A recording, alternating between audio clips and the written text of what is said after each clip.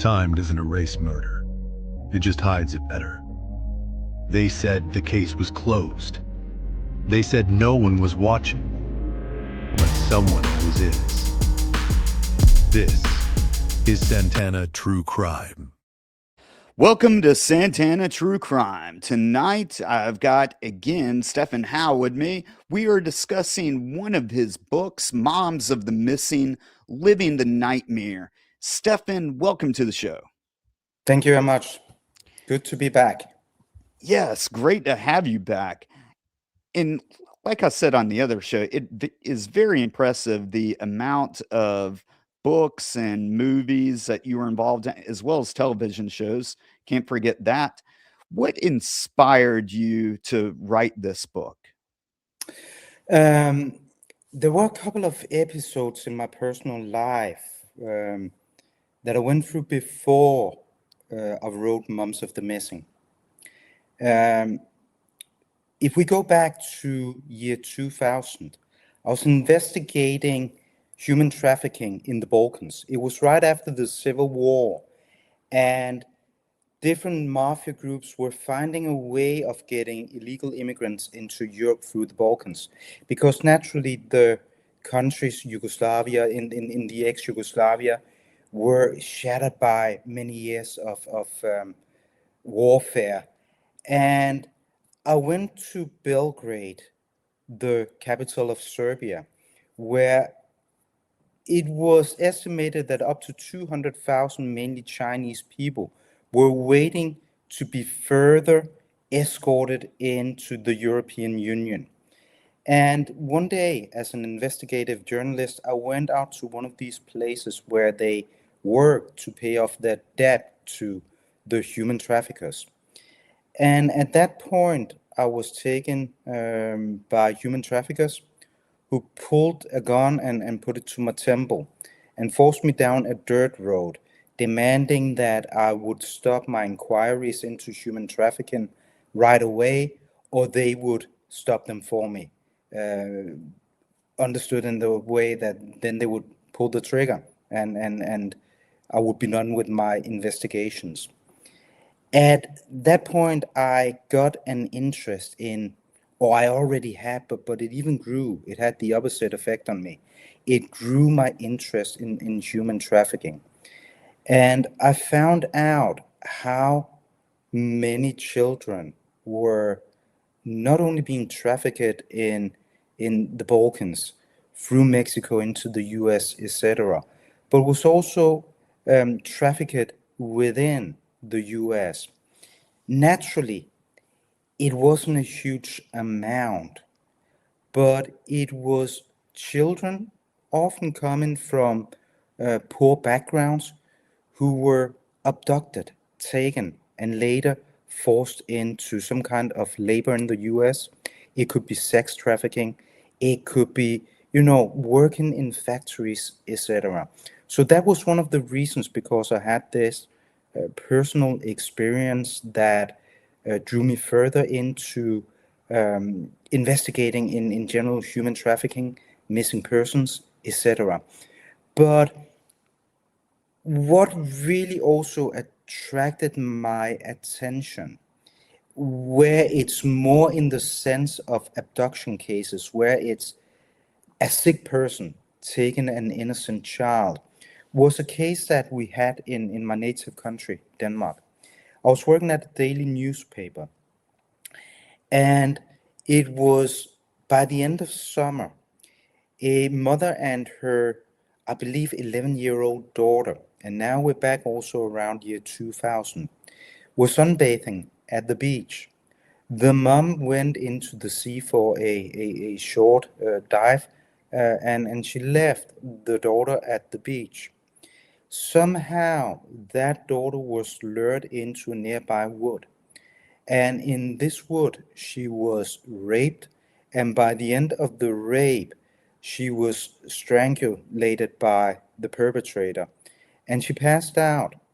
And to her luck, this little girl, the perpetrator expected that he had actually succeeded in killing her, so she wouldn't be able to give a description of him or actually reveal what had happened. So he left her in the woods. My editor at the newspaper sent me down to this area a couple of hours south of Copenhagen, and I went down there. I went into the woods with the investigator that was in charge of the search for the perpetrator. And I remembered when I was standing out in that wood, it was still quite warm. It wasn't that cold, dark, scary atmosphere that you would normally feel. It was actually, kind of a nice summer day. And yet, it was such a, pardon my language, but creepy place to be in that wood. And as I stood there and I looked at the crime scene, I had this chill coming over me. And I was a grown man, or I was in my mid 20s, and still I felt kind of scared. Though I was in no danger, I even had the police next to me, and I couldn't help thinking how scared that little girl must have been, being 11 years old, taken away from probably one of her most joyful days on the beach with her mom, enjoying the last days of summer before going back to school. And then within a blink of an eye, she was being raped and almost killed by a perpetrator in a nearby wood. And that thought, kind of banal thought of thinking about how she must have felt, stuck with me. And together with the experience that I also had in the Balkans, uh, I decided that, this was a topic that I needed to dive more into. And I got a few more um, cases for the daily newspaper. In another case, it was a 15-year-old girl who was also taken on her way home in the afternoon. She was offered a ride, and instead of being dropped off as they agreed to do, she was taken to a house in the countryside. She was kept locked up for a few days, raped, and the perpetrator decided to let her go. Um, Thank God that meant that it was also fairly easy for law enforcement to afterwards arrest him. But when I, as an investigative journalist, went out to the house in the countryside where she had been helped as his prisoner, um, I went because you could do that as a journalist. You could, pass on the police barriers, and so I did, and walked directly up to the house after he had been arrested, the perpetrator, and looked inside the windows. And then again, I had that thought: 15-year-old on her way home from school, put in that house, having these brutal things done to her. How must she have felt? And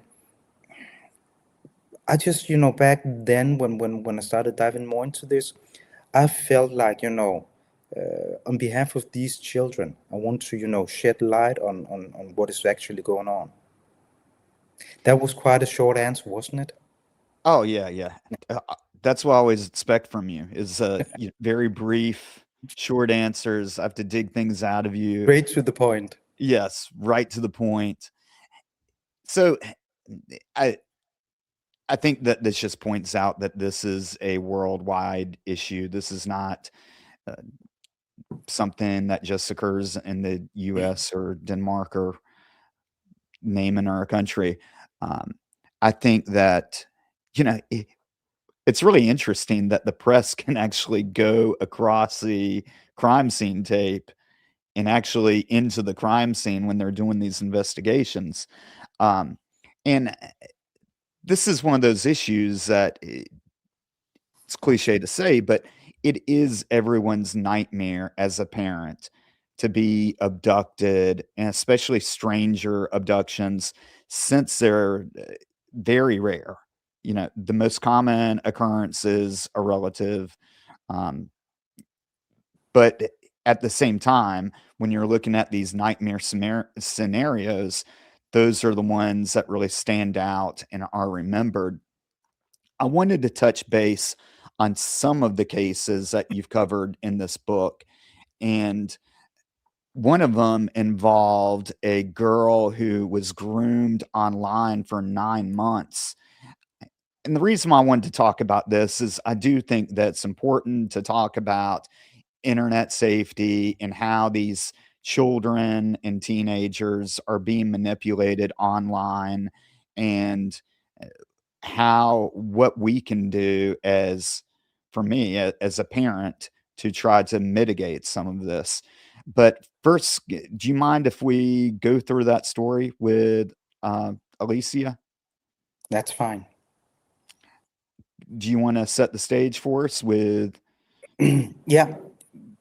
Basically, without going into too many details, the overall of the story is a young girl in Pennsylvania who believes that she is chatting online with another boy, more or less the same age as her, a young teenager. And she does that, as you say, for months, believing that she's talking about school, friends, parents, etc., with someone who understands her, because it is someone in kind of the same situation as her, being a young kid making it into adulthood. And this happens, over and over and over, again and again and again on a daily basis. And on daily basis. And with her, things turns into reality. And she realizes that what she believed to be true was not. When she, on New Year's Eve, agrees to come outside her house and meet this young man that she's been texting with for so many months. But when she comes outside the house, it is not a young boy waiting to meet her. It turns out that it's a 38-year-old man. And instead of the two having a perhaps childish conversation, it turns grim right away as she is forced into his car and taken across the state border and ends up in Virginia, where she is kept hostage by this 38-year-old man. And the story is extremely brutal. She is being held as his slave. I would say sex slave, though it's a very, dramatic word to use, but it is what it is. And she's held in what is almost a dungeon for days. And she's being, physically molested in any possible way. Again, a very young girl who thought that she was, just chatting with an equal person, so to speak. Um, Long story short, the FBI managed to locate the IP address of the perpetrator. And before the perpetrator went to work in the morning, because he did, he chained her to the floor and to a bed, and then off he went to work, like he wasn't, committing this awful crime. So he was going to work, going about his everyday life, coming back in the evening, and doing all these awful things to Alicia. Uh, when he went to work in the morning, before he does, the last thing he says to her is that he's becoming way too fond of her and that he would have to do something about it when he got home from work.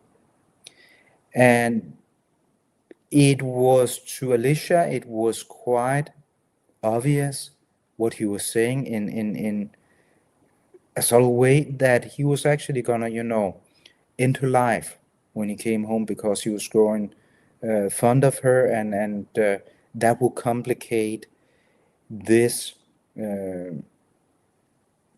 ordeal that she was going through. Um, on the very same day, the FBI raids the house of the perpetrator and frees Alicia. That is the story overall, without too many details. Because when telling a story like this, if you dive too much into the details, it also in some kind of way takes away the attention of the overall problem with grooming and what is going on online. It's very easy for us to get stuck on the details and leave in our mind there.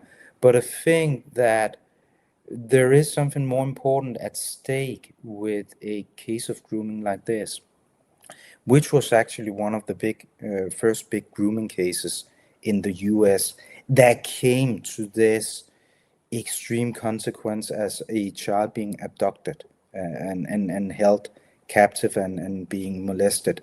The overall is Alicia didn't know what grooming was. Her parents definitely didn't know what grooming was. Society didn't know what grooming was to the extent that we do today. But the question is, if we are more prepared for dealing with online grooming today than we were back then when Alicia was taken a couple of decades ago. Um, and I'm not sure that we are, because the more knowledge we've got about online grooming, the bigger the online world has also become, and the more natural it has become for kids, teenagers, to be on their phones, living their life in many ways through the phone.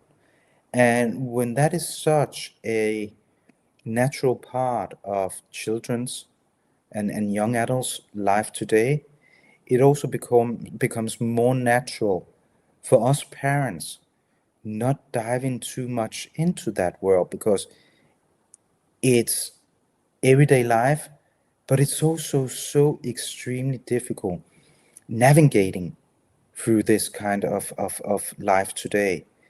So many different, different chat apps that the kids are using. Some they use for school, some they use for, average communication, like us older people use, a text service, etc. Then they do it through Snapchat, they do it through, something else.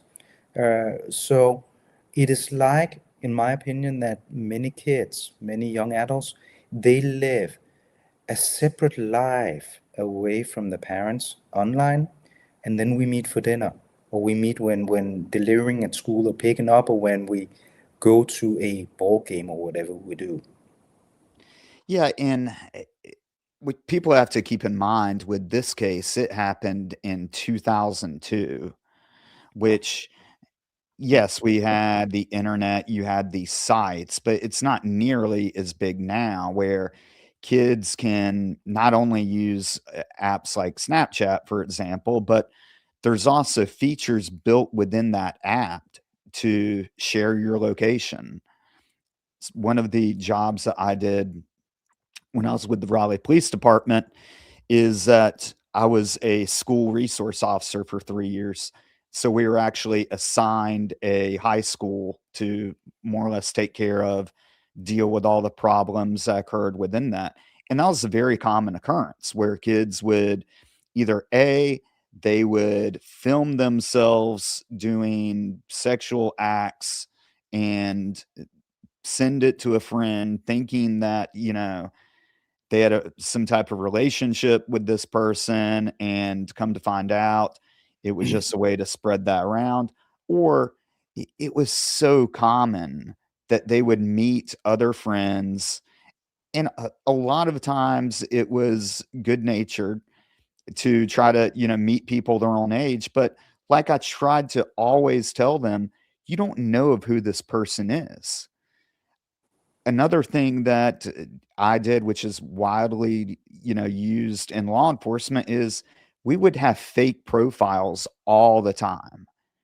And that's the way that you would infiltrate, like chats with gang members and drug dealers and whatnot across all the social platforms. Or it was big for people to get on and do like Facebook Live or Instagram Live, where they're sharing themselves doing, X, Y. They would be in a stolen car sometimes and filming themselves saying, "Oh, yeah, we're at the cookout on Newbern Avenue with this cart we just jacked," and doing those stupidity, or those really stupid things. And, and it's the same way in this world.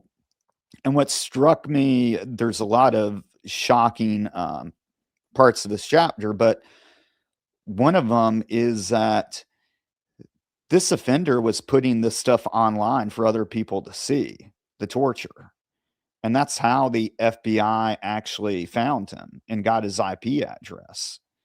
So to not only believe that it's okay to spend 9 months grooming this child, where you're essentially, because he had built a dungeon in his house, so that also took time and planning. He planned for 9 months to talk to her, and then he thinks that's okay, but he also believes that it's okay to put this stuff online, and there's other people that enjoy seeing this. So when we're looking at how do we address this problem as a society, I do think that we need to continue to remind teenagers that what they're doing online does not go away, and that you do not know who you're talking to. And whether it's 2002 or 2026, it's still an issue. And thankfully, that law enforcement has found some solutions, but obviously, this is still a problem. Absolutely is, and it will continue to be. And I think that how to prevent it is an effort on multiple levels that includes many different people, from the police officer to the parent, to the school, to legislators, to naturally the young kids and adults, young adults themselves. But it's also a very difficult matter dealing with, because it always happens to the neighbor next door. So how important is it actually that we as parents talk to our children about these things? How do they look out for signs that it may not be a 14-year-old boy that you're chatting with, but actually a 38-year-old man? How does school and the homes communicate about this? How do schools communicate with the children at school, with law enforcement, and so on? Because it's a big, big world, the online world. And again, we have a tendency to believe that, again, it's the neighbor next door that will become the victim of it.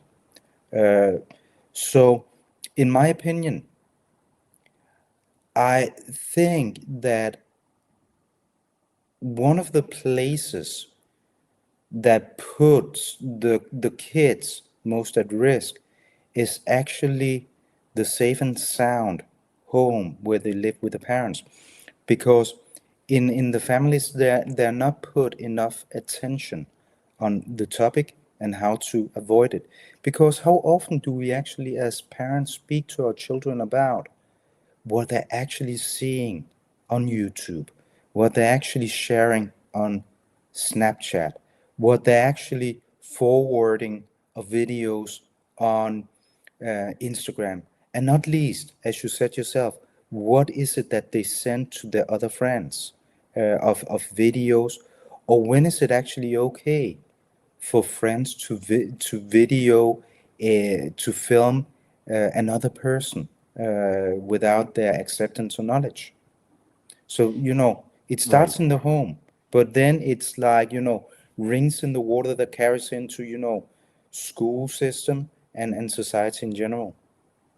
Yeah, and as technology evolves, I think that that becomes even more challenging for the parents because a lot of parents do not know about what the newest trend, newest app is, and what those features are. And that was one of the things that I would try to do when I was in that position was to I would sit down with the kids and have them walk me through, what they're doing and how they're doing it. And I think that as a parent is good to find out what your kid is actually doing on their phone and not rely on whatever restrictions you think is on the phone. Because I think that is another issue that parents believe that if they can go in and they can put whatever app you want to name on the kid's phone to try to restrict contact or content, then that's good. And what they don't realize is that these kids are very good at finding ways to get around these apps and doing it anyway. Absolutely. And it's also a question of, in many ways, as a parent, you should be the most educated and clever one on what's going on in life than your kids. But reality is, with the online world, with modern technology, it's often, as you say yourself, it's the kids that are the most educated. So, how does many parents actually feel about admitting their lacking abilities to understand that world, diving into it, because they don't know anything about it? So would you actually engage in that conversation with your 13-year-old, talking about stuff that you know absolutely nothing about, or would you lean back, push the thoughts away, not engaging in that conversation, admitting that it's an normal part of life, just not your life as it is for the kids? So I think that's, a hurdle for many parents and their children to actually have a constructive conversation about what's going on. I don't think that it's necessarily a question always about the kids hiding what's going on. It's more a question of, it's a world that they do not necessarily share with the parents. Because we are almost, though we use digital medias as adults today, we're almost analog compared to the way that young people are using these media. And at the same time, I think that a lot of parents are also a bit hesitant diving into this conversation because it easily may seem like some kind of an interrogation of the children, snooping around their privacy, uh, talking about what it is that they do. It's almost as if they sat in the bedroom listening in on the conversations that the kids are having with their friends when they're coming over. But it's a misunderstood way of seeing this. As we guide our children on how to behave in traffic when they get on the bike going to school, we need to navigate them and educating them on digital media as well. But it's difficult because with us adults in this world, it is a bit the blind leading the blind. and then sitting down and trying to educate and navigating the truly experts, the young people. Yeah, and I think that that is absolutely correct with the blind leading the blind, because adults have the same problem when you look at online dating, and some people just don't have any common sense when it comes to that. Of you really do not know of who you're meeting online, whatever story they're telling you about where they work or where they live or what type of person they are. That's based on their own uh, feeling for themselves, or potentially the way that they want to manipulate, others. That's not anything that holds any truth or value until you actually meet that person.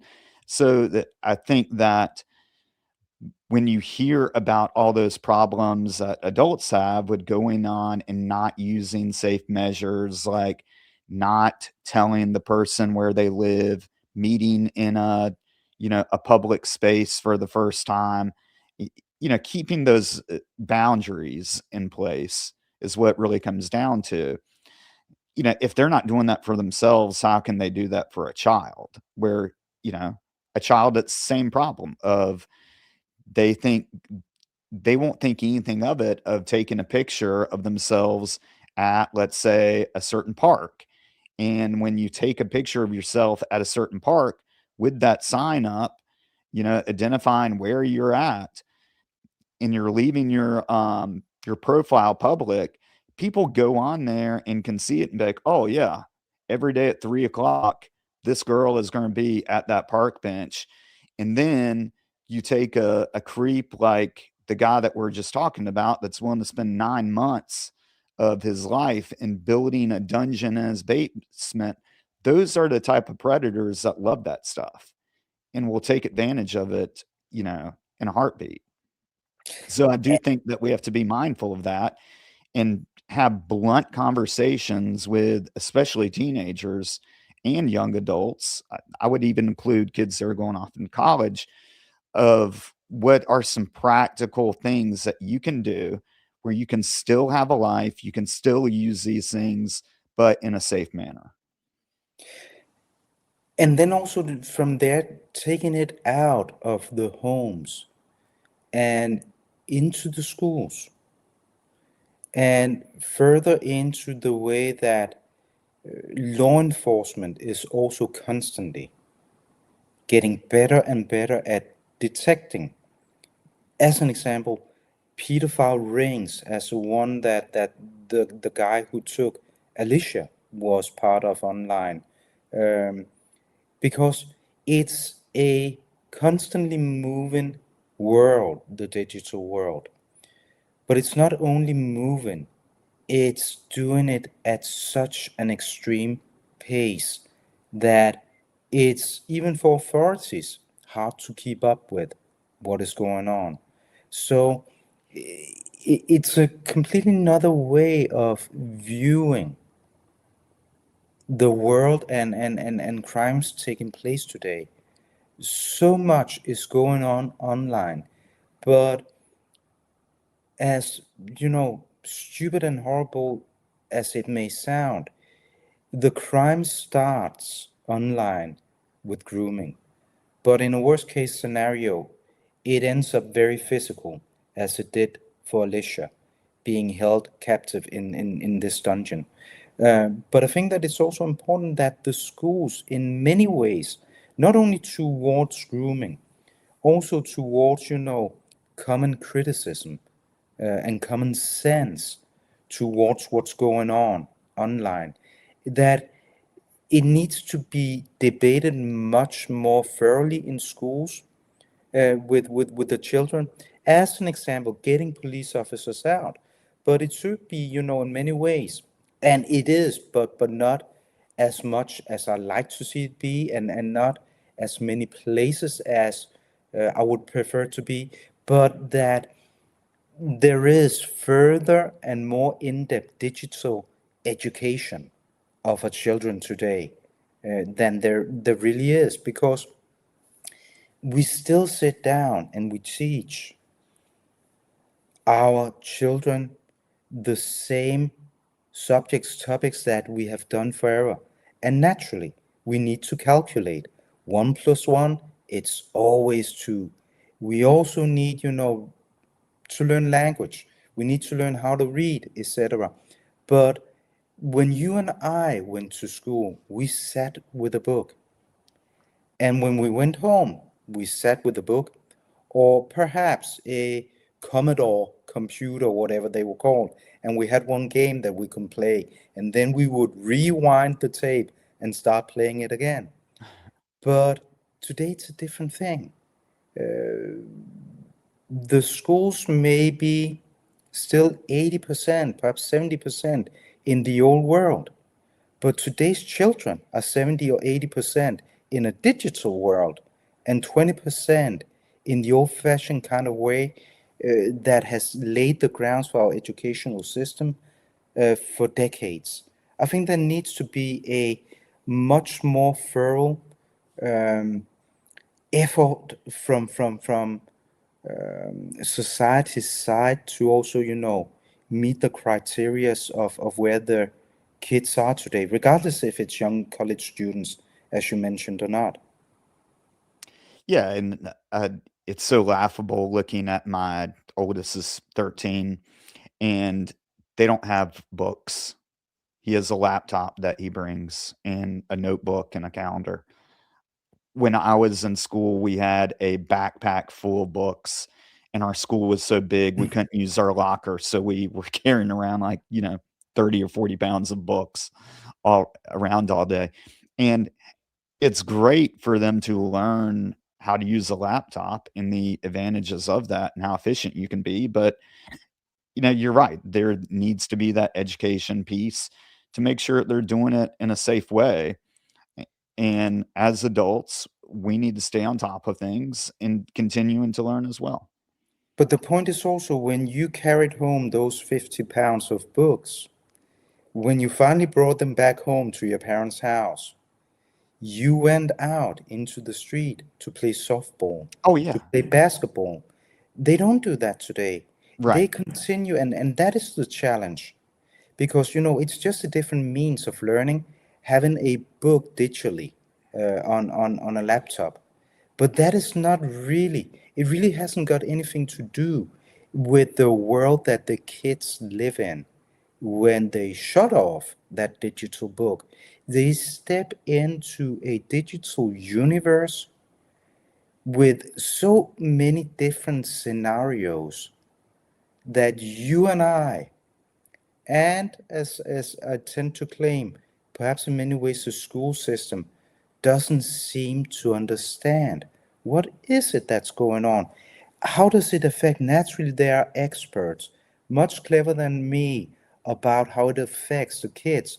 But is the school teacher, is are you, am I, are we experts enough to understand how that digital world influences the way it affects kids' brains, the way that they act upon all the inputs that they get from this digital universe, and how does that even further affect the way that they tend to act towards themselves and towards others?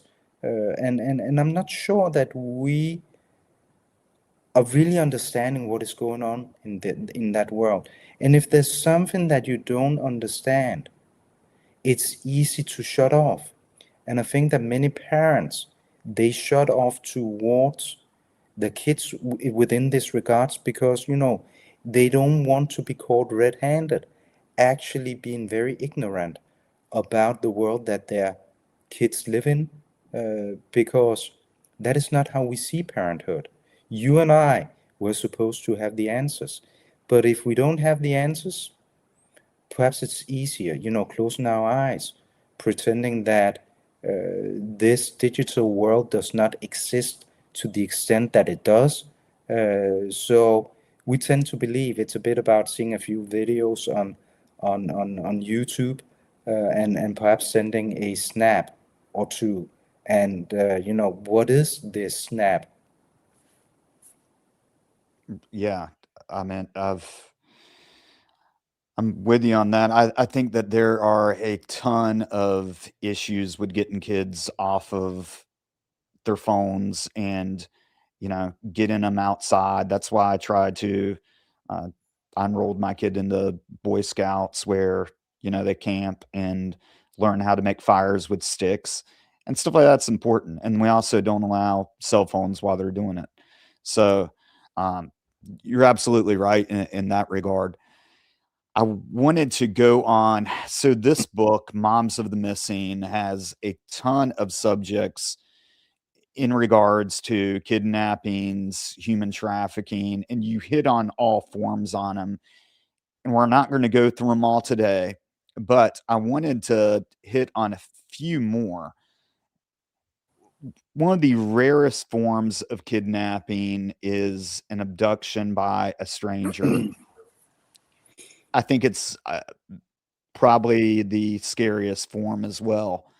And you've got a story in here about Samantha who was abducted by a man that was he caught her playing outside with her friend. And do you want to go through the story or do you want me to? We can do it together.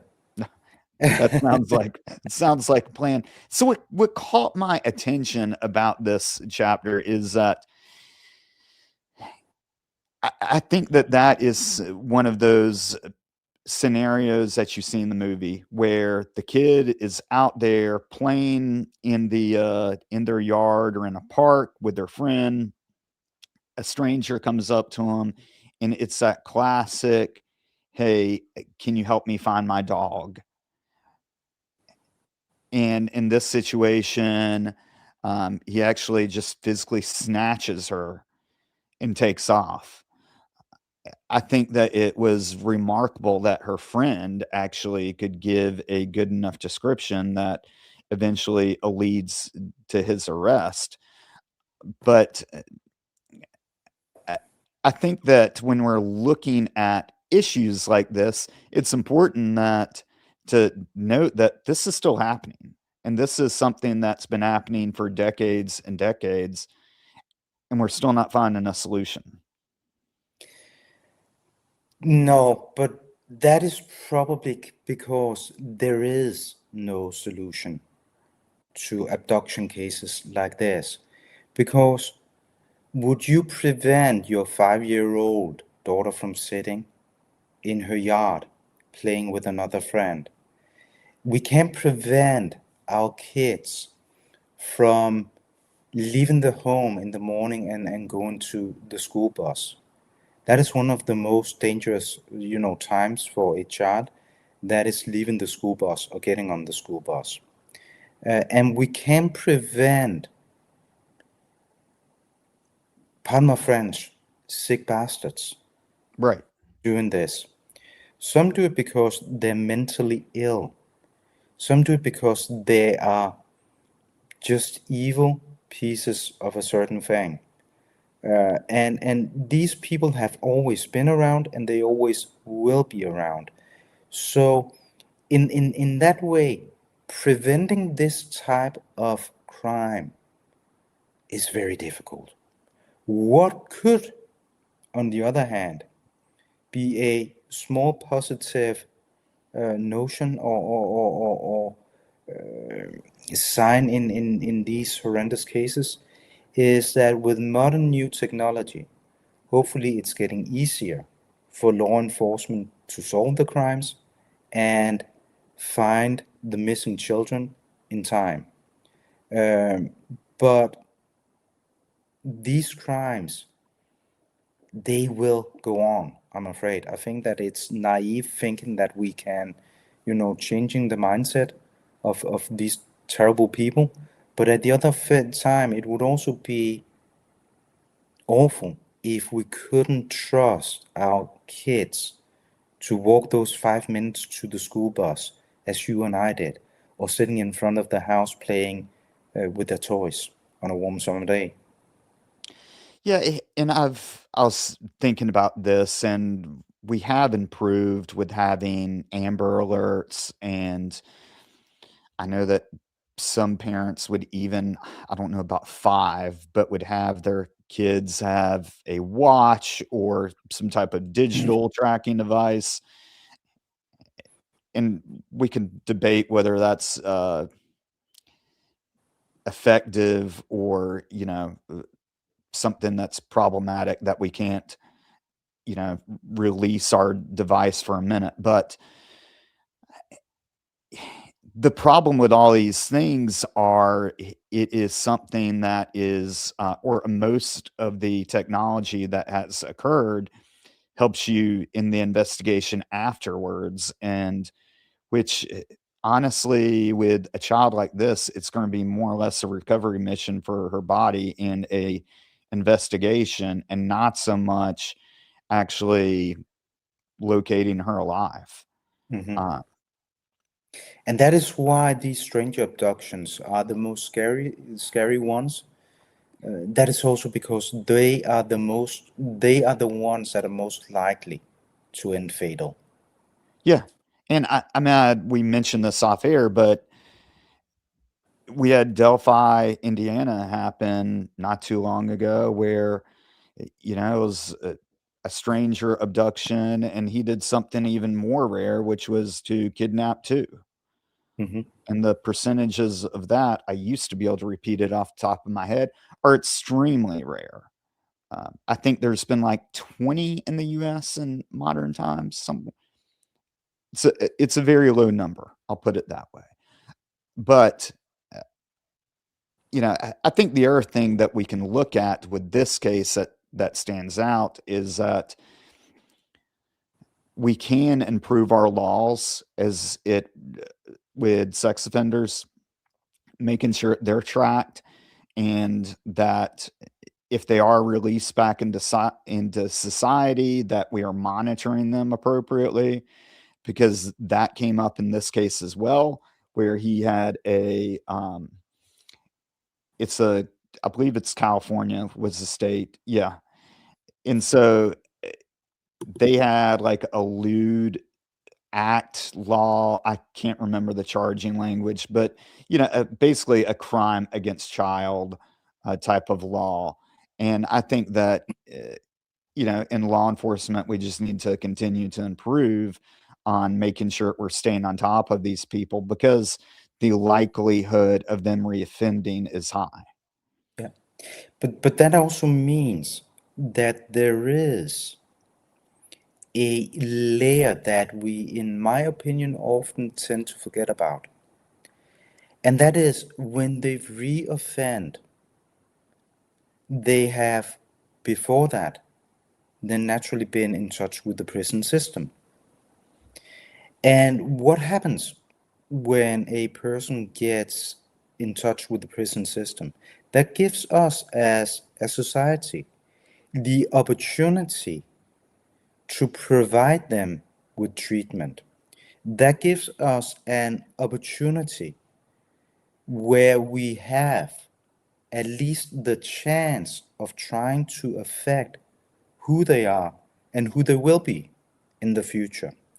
And way too often, regardless if it's a sex offender or whatever it is, in my opinion, we need to, or we forget to discuss if the treatment and the prison systems that we have, if they're actually good enough. And I'm not only thinking about this on behalf of the perpetrators, I'm just as much thinking about it on behalf of the kids that risk coming across a sex trafficker when they are released into society again. Yeah, and that's definitely something that we need to continue to look at, is what we're actually doing in prison with people. But I'm not sure of what we can do with people that are attracted to, young children. I don't know if there's a resource that you can actually give them to change their mind on that. Uh, I, and I think that that's kind of the issue is that, yeah, you can send him to classes, but when you're doing that, he's away from children. He's not. I think that the way that he acts around adults is going to probably be different than when he sees um, that stimulus, which for him is a child.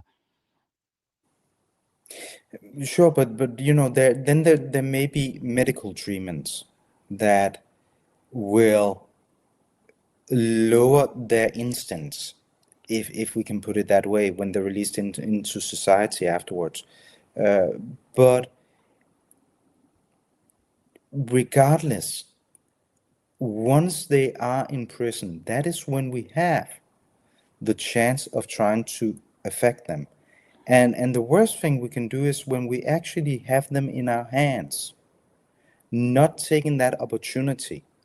And if it's going through classes, if it is also, the way that we, after their release, are actually continuing to offer them help to avoid acting upon the sexual instincts, etc., I think that the cost, if we do not, is way, way, way too high.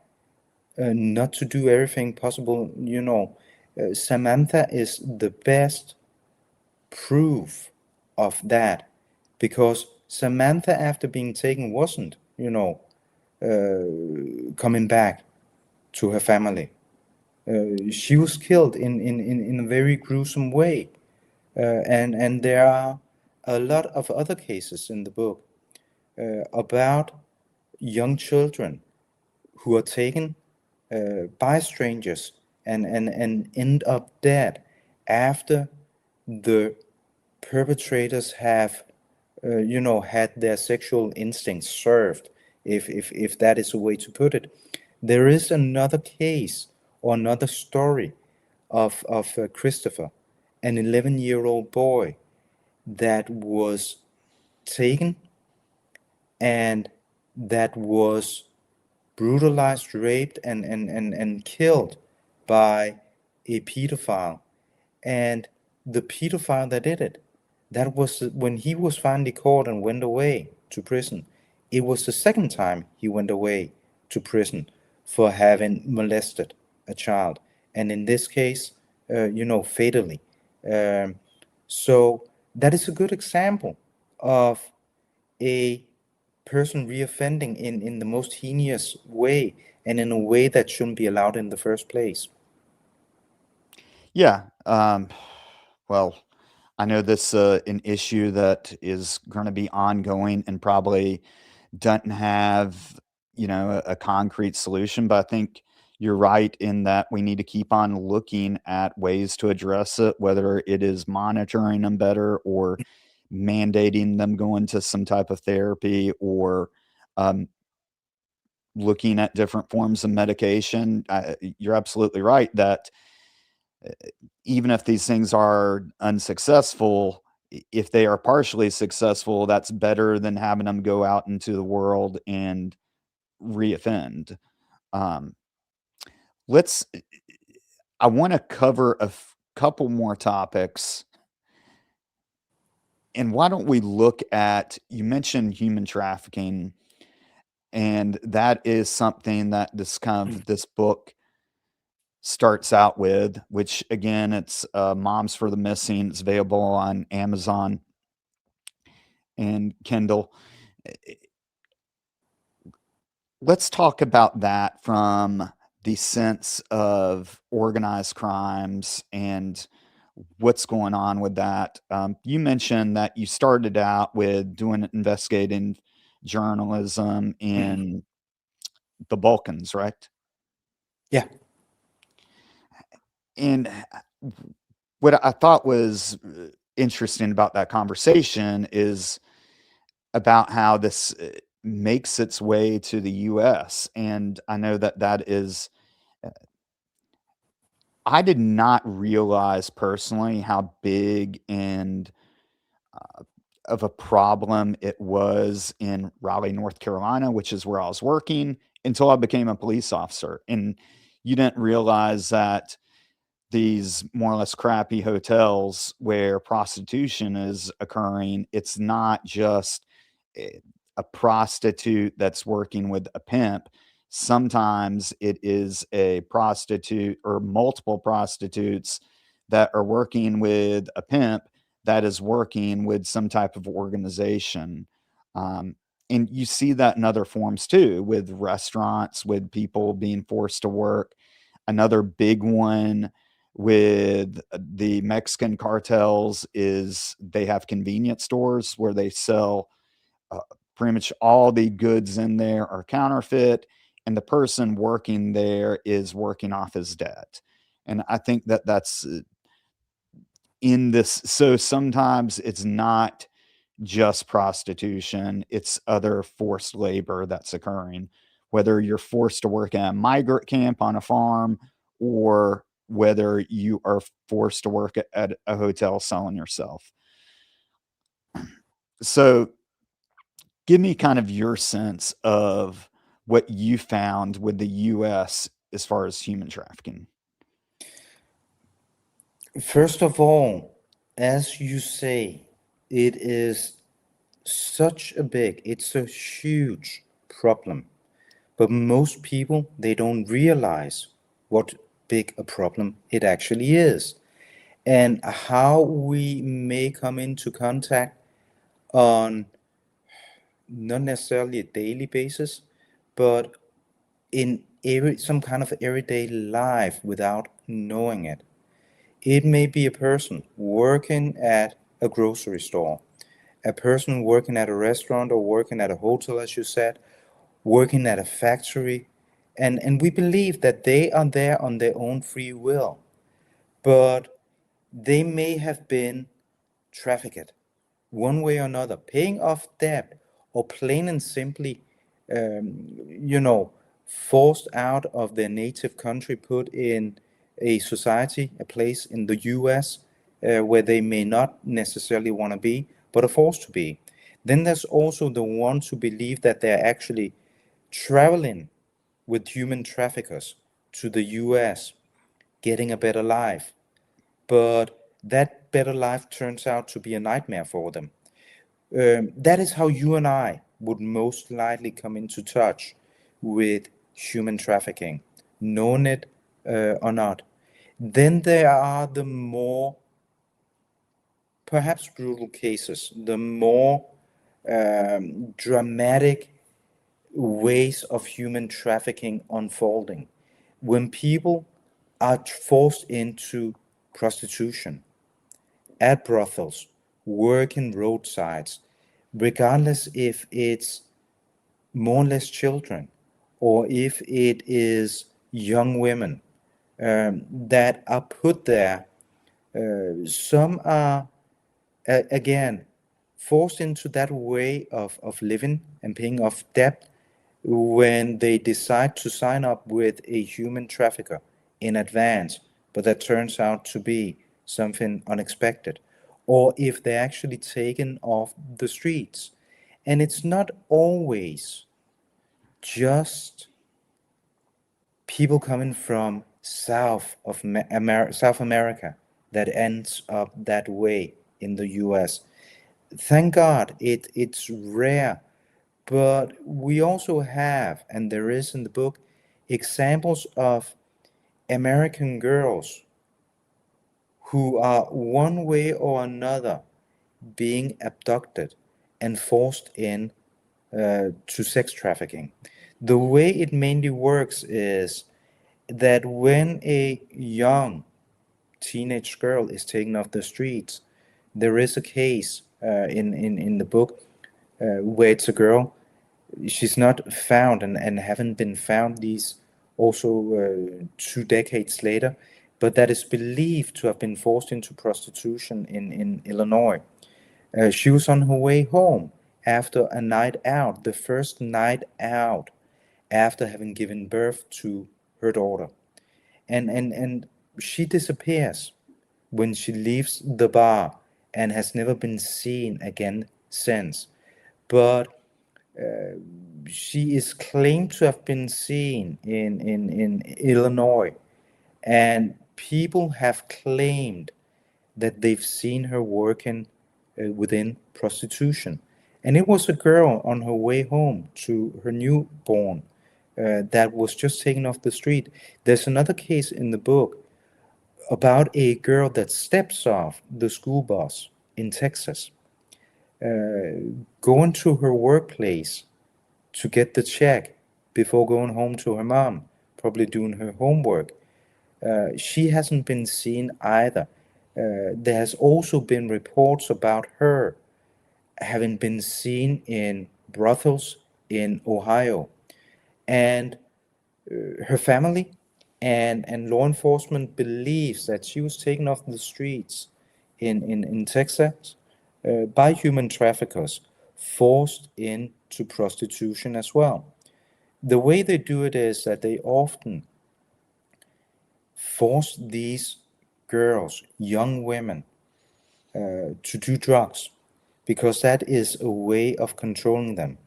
They get them addicted to drugs, because once they are addicted to drugs, their behavior change, and not least their needs change.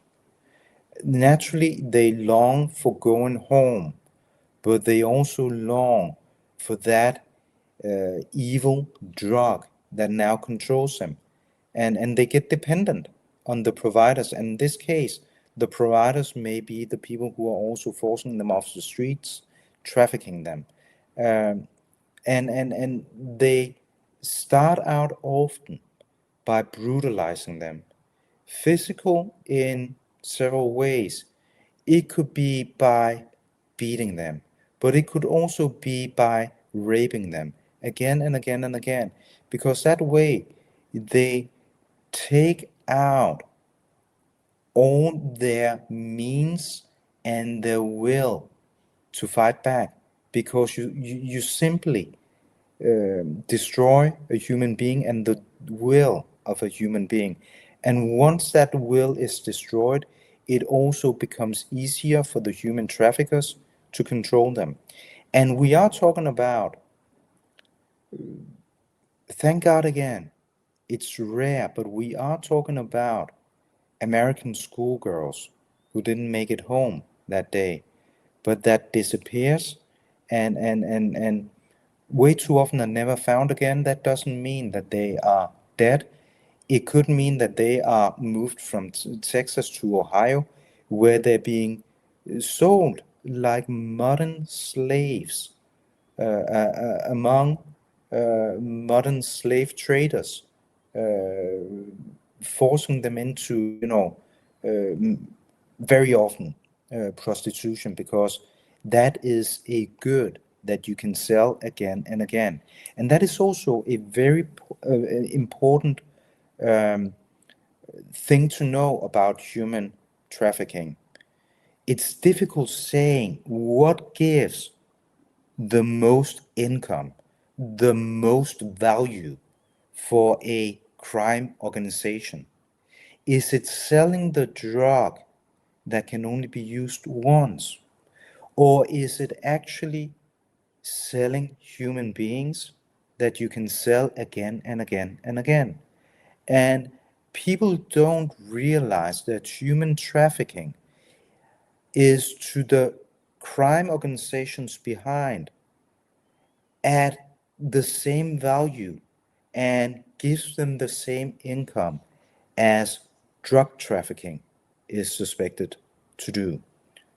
But it also tells something about the magnitude of human trafficking, regardless if it's trafficking people over borders or trafficking them over the borders and then afterwards exploiting them by forcing them to do some kind of work that they do not necessarily want to do. And I've met some of the people who are being trafficked. They are trapped in these ways of living because they haven't got a passport.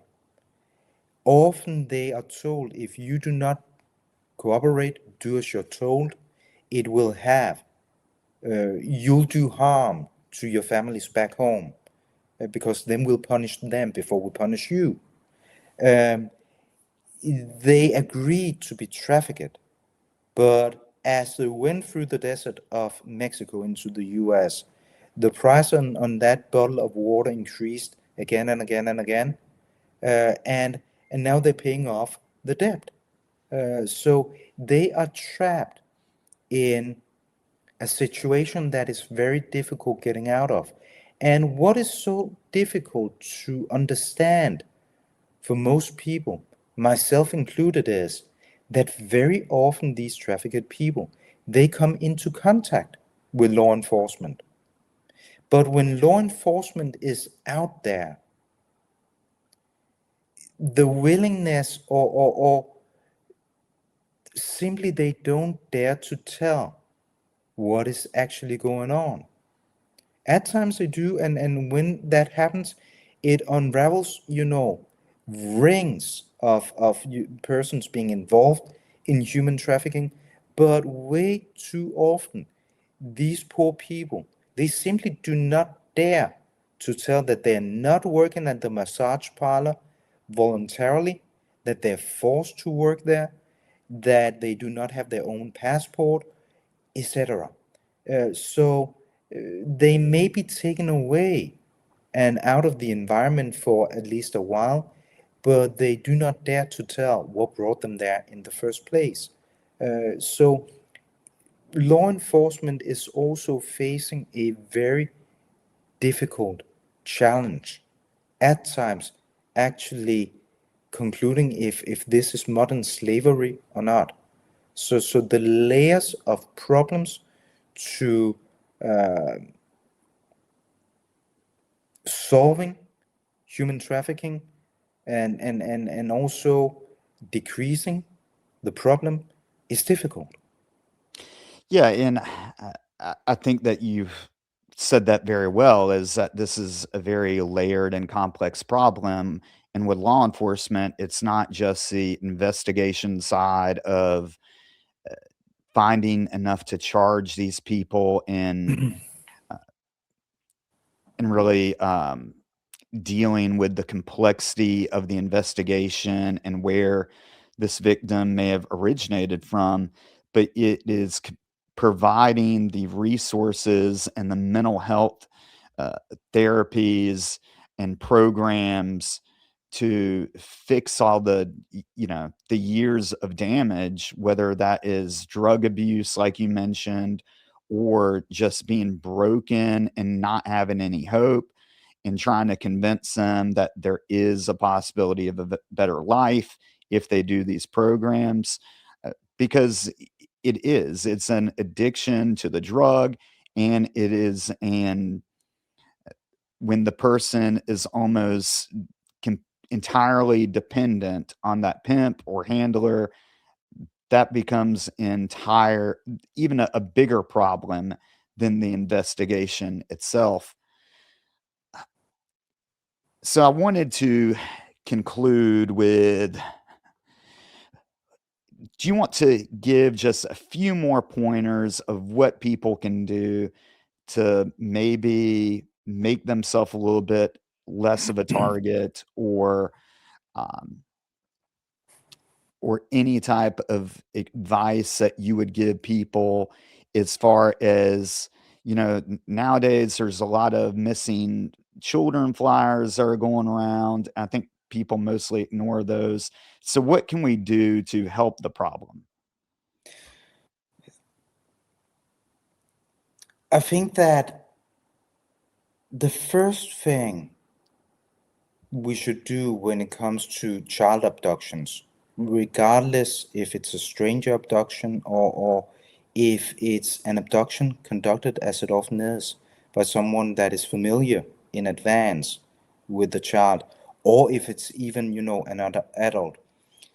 But when we're talking about children and young adults, again, as we started out talking about online grooming, The conversation starts at home. We should never live in fear. It should never be the way that we do not dare to send our kids out of the door, because life is too precious and wonderful for us not to live it, and that goes for children as well. But in order for us to do it in a more safe environment, also comes common sense. So talk to your children about how do they behave towards strangers. Is it normal if a car pulls over and the adult inside asks the child to go help searching for the missing dog? Is that a thing that any adult will actually do? If it almost sounds like a movie. If you're walking down the parking lot and you see the famous white van with the door open and a man standing outside, is it actually okay as a child to move to the other side of the street? Banal stuff, but stuff that could actually save that child. And it begins, at home, talking to your children about how to keep them safe. And not least, also that the parents actually take this issue serious. But again, it is almost impossible to avoid that a high school girl steps out the school bus, of the school bus in Texas, and is being taken by a madman. That is it is impossible to avoid if you happen to be at the wrong place at the wrong time.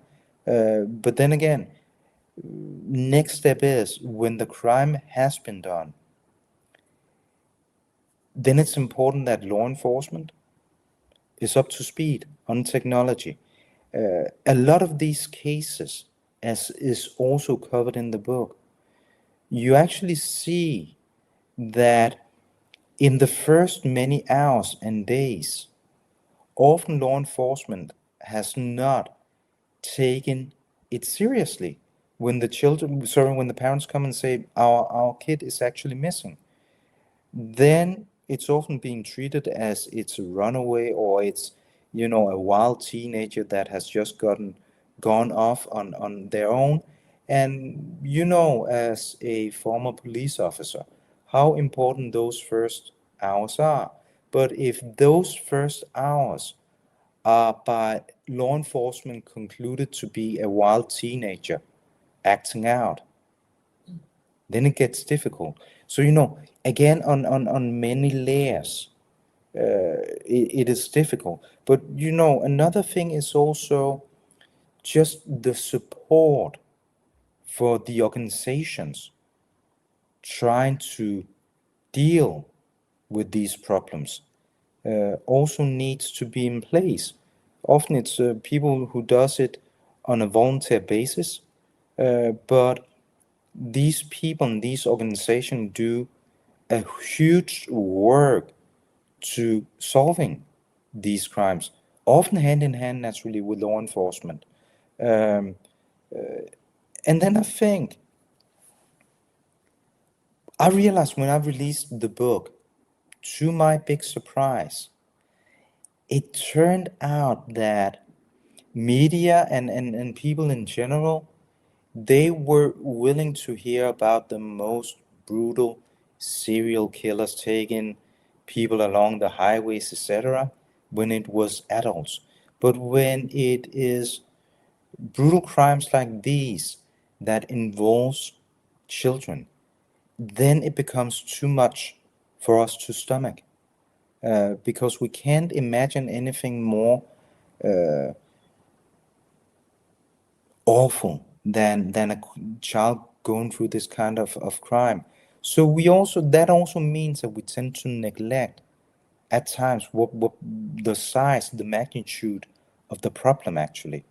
And a thing that we haven't touched base on, but that is very saying about the way that we as society, but also as people in general approach abduction cases are the abduction cases that, accounts for the by far largest amounts of abduction cases. That is when a parent take a child. We lean back and we think that should not have happened. That's an awful thing. But at least the child is with a person that loves the child, with a person that the child knows. How bad can it be? But it's actually very bad, because when a parent is denied access to the child, it is because it is for the sake of the child, and if the child is together with this parent, the parent will most likely do harm to this child because of substance abuse, or because of a mental illness, because of violence, etc. And that is why it's also such a big problem with abduction cases where it's a relative that is the perpetrator. That means that the child is forced to be in the hands of a person that society has already concluded should not be anywhere near this child, because she does the child harm. But it is also misunderstood, in my opinion, in general, that that is not harmful and it does not happen. But it does, and we have hundreds of thousands of American children every year being taken against their own free will, regardless if it's a stranger, or if it's a relative, or it's a human trafficker doing it. The numbers of children taken is out of this world. But what I don't understand is, when the problem is so great, why is it that it happens again and again and again? And the only way that we come into contact with it is by the missing person flyer that you mentioned. Or if it gets really dramatic, it's on the 10 o'clock news. Um, but how can that be, that we have such a huge problem in society, and yet it is so neglected in our awareness about it? And that is something that I will never, come to terms with understanding. I can only find one explanation for it, and that is it's a banal way of us human beings surviving.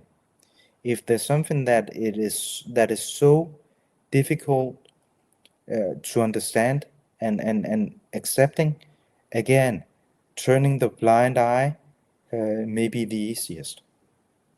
Yeah, and you're absolutely right as far as the parental abductions. One of the cases I covered a few weeks ago was Deborah Newton, who had kidnapped her daughter at 3 years old, and they've recently recovered her, and her daughter is 42 now.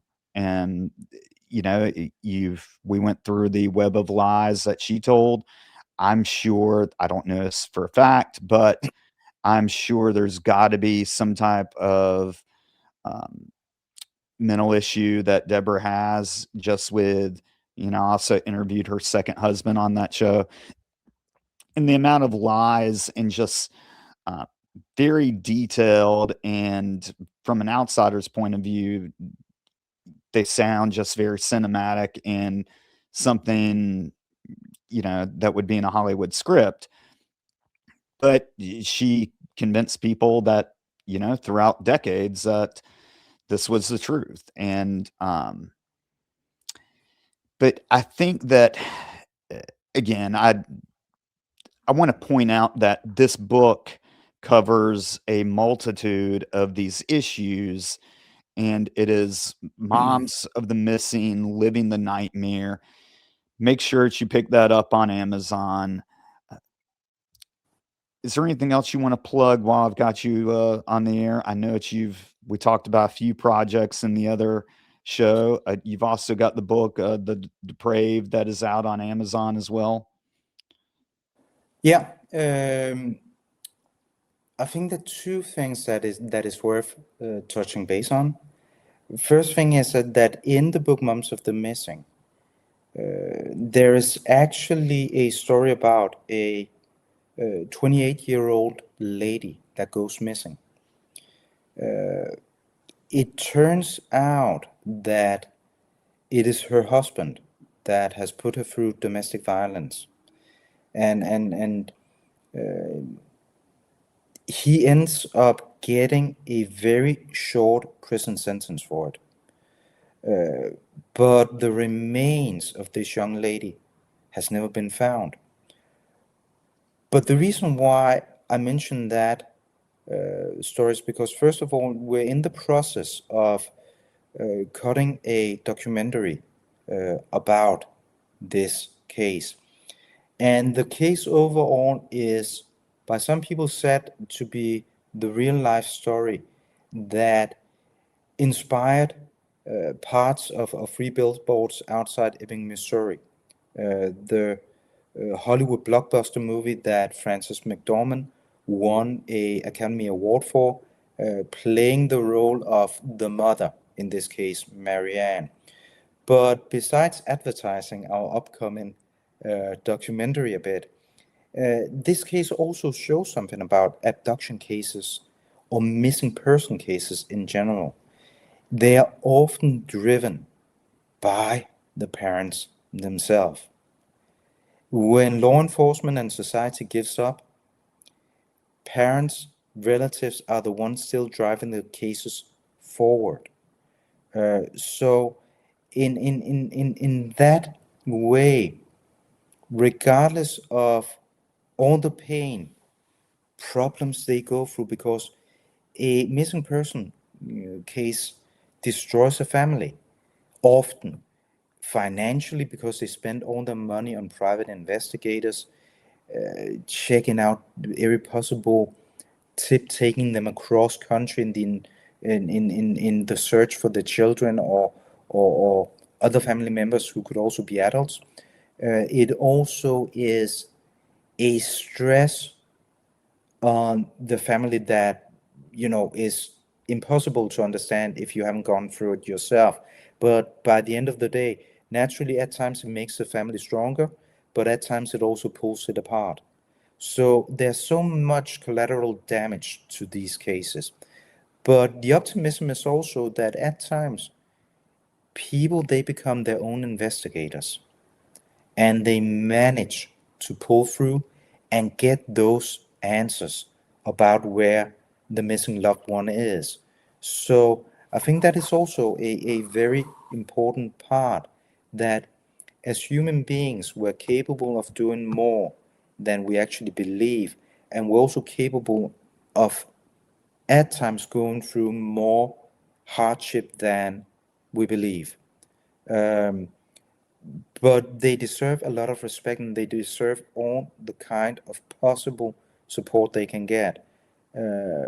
One of the facts that is so staggering and unbelievable is that a lot of these families are also being exploited by, can I swear on your podcast? Yeah, feel free to. But I'll put it mildly and nice. They're being exploited by fucking assholes who would call them up and say, we actually know where your 7-year-old child is, but it will take $2,000 for us to reveal that tip and that knowledge to you. So a lot of these families are being exploited again and again for financial reasons. And then in other cases, they're also, being exploited by people who feel some sense of well-being, messing with them, telling about, if they don't want money, then, misleading them, giving them tips that does not exist, or just taunting them for having lost a child. And that is unbelievable. So I think that, they deserve a lot of respect and help and all the support that we as private persons and society can give them. And that is, if in your local society, if your local community, if there's a person going missing and you have the means of chipping in one way or another, if that is investing a couple of hours actually helping with the search or helping with, a few $100s to keep the investigation going, etc. It's a very little effort that can have a huge meaning, not least by showing these relatives that you support them and that they are not alone. And it is a gruesome topic, child abductions. And you asked me what can be done to solve the cases. And one of the things that can be done is constantly developing naturally legislation, but also the modern technology, science that law enforcement have in their hands to solve the crimes. And we started talking about this 11-year-old girl that was taken, abducted in Denmark. One of the first, or the first abduction case that I really worked on. And this was almost, or it was more than 25 years ago. To go out on a happy note, and in relation with what can actually solve these crimes, they actually, after 25 years, got the perpetrator. They believed that most likely the perpetrator was a German tourist that was in the area, because it was known to be an area where a lot of German tourists, they spend the summer holiday. And that was the road that many people, they went down when searching for the perpetrator. But modern new technology turned out to reveal that it was a local man that did it. And he was arrested 25 years later by the use of DNA databases. And if I am not wrong, it was actually because one of his relatives submitted her or his DNA to a database, from where it was possible to conclude who the perpetrator actually was. So thank God it is easier to solve these type of crimes when DNA is left than it was 30 years ago. And with your background, I'm sure that you can give much more insight to what the next technological development will be that will help us solve much more crimes in the future, regardless if it is an abduction case or any other sort of crime. So on a sad background, there are a few happy notes. Yeah, very well said. I think that, again, that's another reason why people can pick up this book, Moms of the Missing. And I can't thank you enough for coming on and talking about these subjects. I know they're hard to talk about for some people, but I think the conversation needs to keep on happening. If you want to support me, you can follow me on Santana True Crime. We're on Instagram and all other forms of social media. You can also purchase my book, A Murder on Campus, A Professor, the Cop, and North Carolina's Most Notorious Cold Case. That's available on Amazon, Barnes & Noble, Kindle, Audible, anywhere where you can get a book. Make sure you also like and subscribe. Steffen, thank you very much for coming on, and good Thank you night. for having me.